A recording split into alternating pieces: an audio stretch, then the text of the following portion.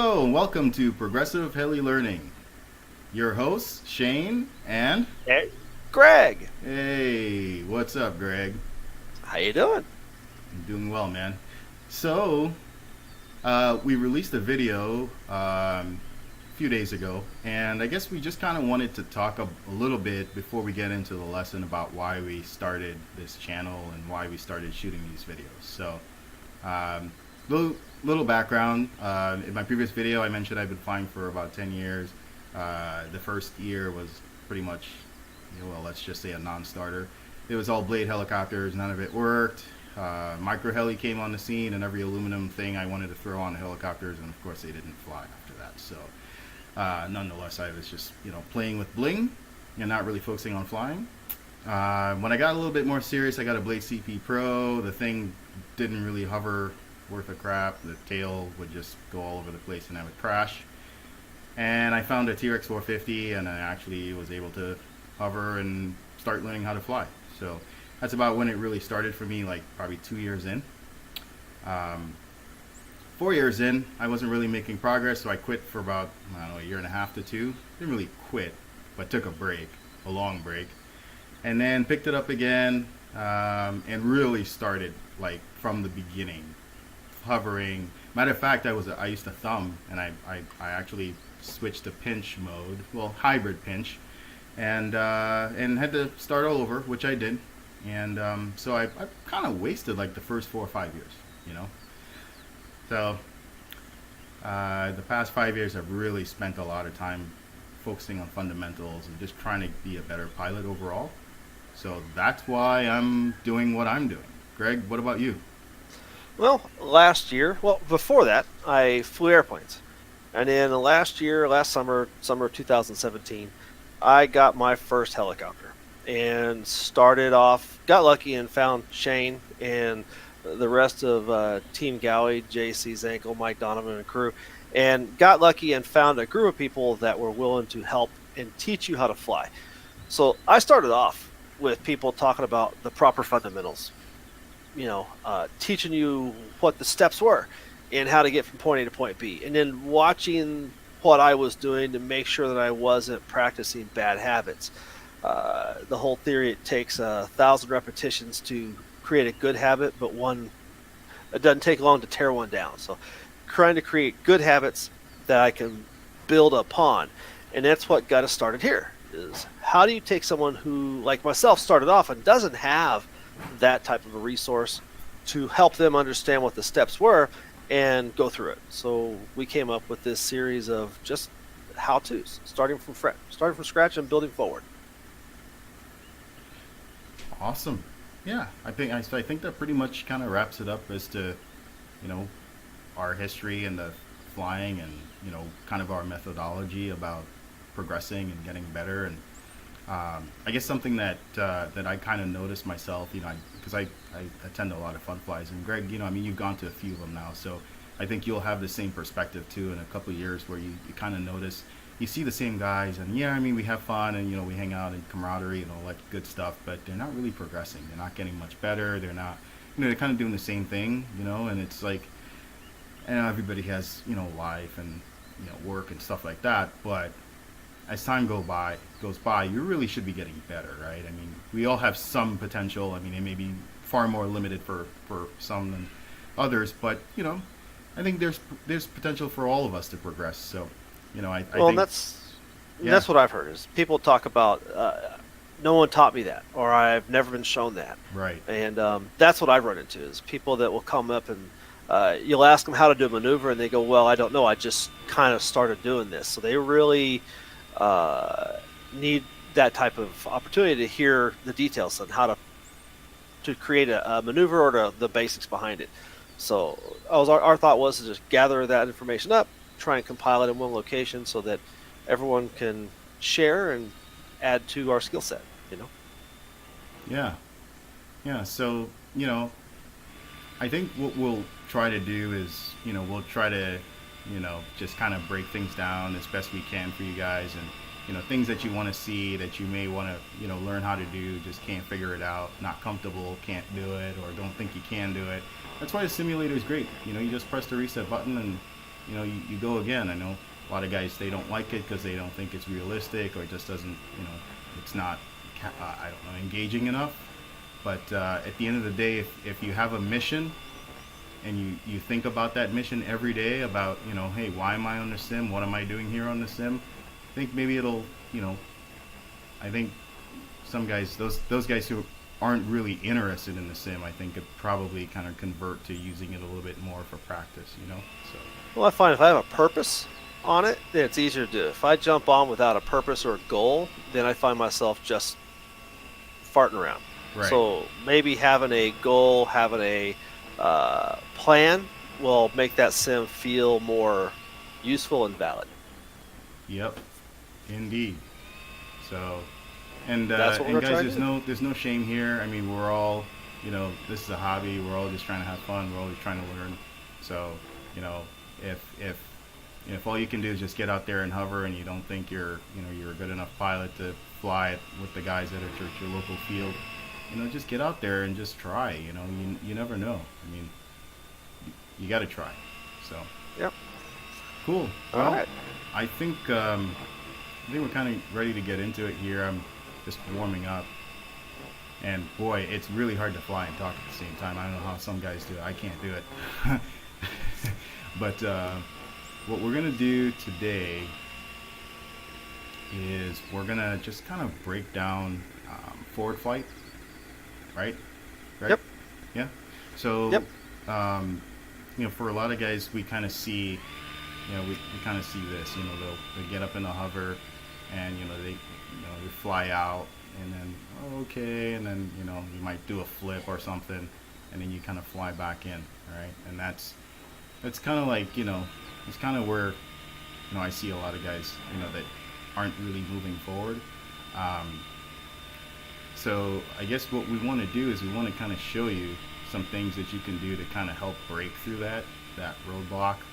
A really neat exercise is kind of what you see me doing here, where I'm just traveling the helicopter, at a pretty slow speed, enough to just control it.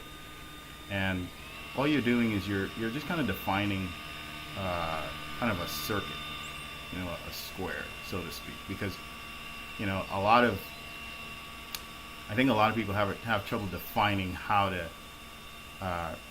maneuver, like the rudder with the cyclic with the collective all at the same time. So I guess if you just break it down and you just kind of move the helicopter forward and you just stop, and you just move to the right, left, and then you stop,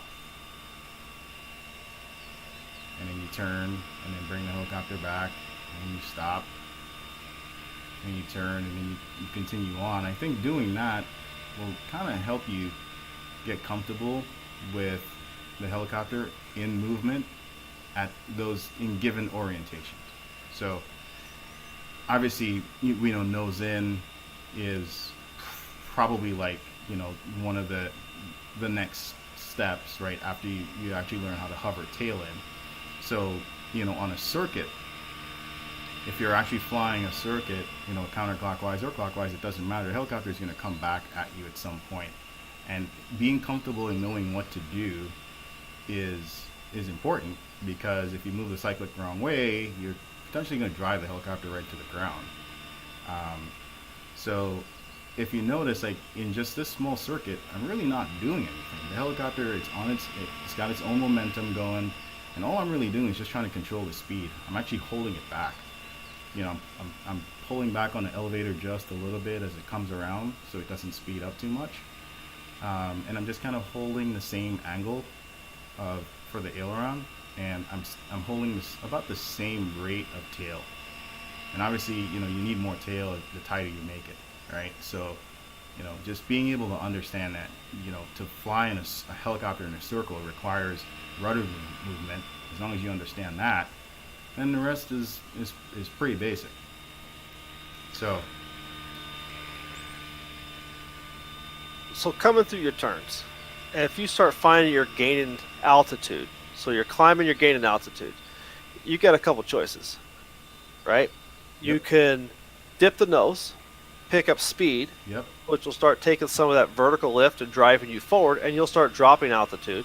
Yep. Or you can drop collective, which will reduce your pitch, will start dropping altitude. But to drop collective, you've got to pull back and lift the nose. And that's one way to slow it down, right? Drop a little collective and pull back on the stick to pick that nose up so you can take some of that forward energy and use it to hold you in the hold altitude, right? Yeah, and honestly, I mean, it really all depends on what you're doing with the helicopter, and it's going to determine which one Right. of those options you're going to take. I mean, if you're, if the helicopter's on a, we have these lines, right? Like these super pro pilots, they, when they're flying, they create these absolutely like beautiful lines. If you're trying to make a small adjustment or something like that, you may not want to change the angle of the helicopter, so you may want to use collective in that case, right? Or it just all depends. But at the end of the day, they both achieve the same thing. And just watching the helicopter and knowing, okay, well, if it's dropping, I have two options. If I pull up on the collective when the nose is too far down, pointing too far down, that's going to pull me super fast, right? Or if I drop the collective with the nose, pointing downward, then that kind of does the opposite, right? It's going to push me down faster. So, you have to kind of know where you are with the helicopter and know what you're trying to do or where you're trying to go with it, and decide which one of those routes is a better route to take. So flying a left-handed circuit, upright left-handed circuit, you're going to be giving yourself a constant left rudder rate and holding a consistent left bank angle, right? With the aileron, cyclic. Okay. So, And then you manage altitude with a combination of left stick cyclic or left stick collective and right stick pitch up and down with elevator, right? yeah, pretty much. Yeah. Yeah. So as a person's working through that circuit practicing, they're going to want to try and get used to holding a consistent left stick, a little bit of left rudder, say, manage their bank angle with their right cyclic, left and right on that stick, and then literally watch the helicopter climb and lower and use, collective and elevator to balance that out, controlling balancing speed versus altitude. Yep. Okay. All right, so that's a good drill to work. Good thing to work on, huh? Yeah, it's a really good drill to work on.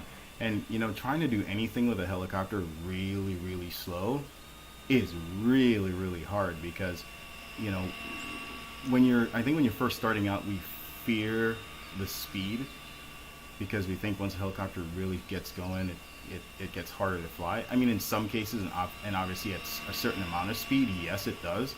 But for the most part, if you have a decent amount of momentum, boy, it really makes the helicopter much easier to fly. I remember when I first started flying, I did those slow figure eights, those slow circuits. Yep. I flew them so slow that I'd swear Grandma with her walker could get out there and walk past my helicopter. My fear is if it gains speed, I'm having to think about every command.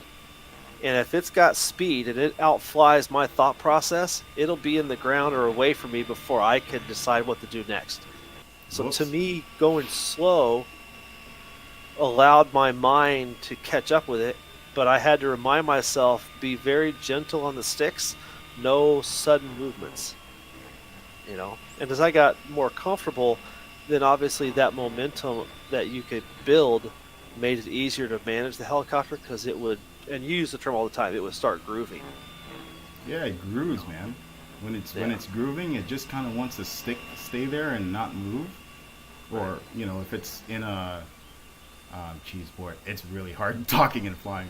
But if it's in a groove, you just let it. It don't make any sudden stick movements. You'll be surprised. It'll track.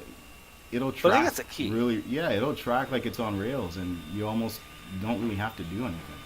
Well, but I think that's the key, is maybe that's something to think about, is overflying it. Moving the sticks too much. Oh, It's yeah, like getting there's in a your lot of car. that. Yeah, you get in your car, drive down the freeway. You're not jacking the steering wheel left and right the whole flight. No. Or the whole drive. You're making small, minor corrections. You make a small correction, watch where the car moves, adjust. Watch for the movement, adjust. Helicopter, same way. Give it a small input, see it move, and adjust, right? Yep. Yeah. So I think it's that. It's that learn to make small motion, small corrective changes, observe the reaction, make another small corrective change, and observe the reaction. And that's why, to me, the slower speed, I felt more comfortable because I didn't have to worry that I had time to make multiple corrections. You know? But, all right.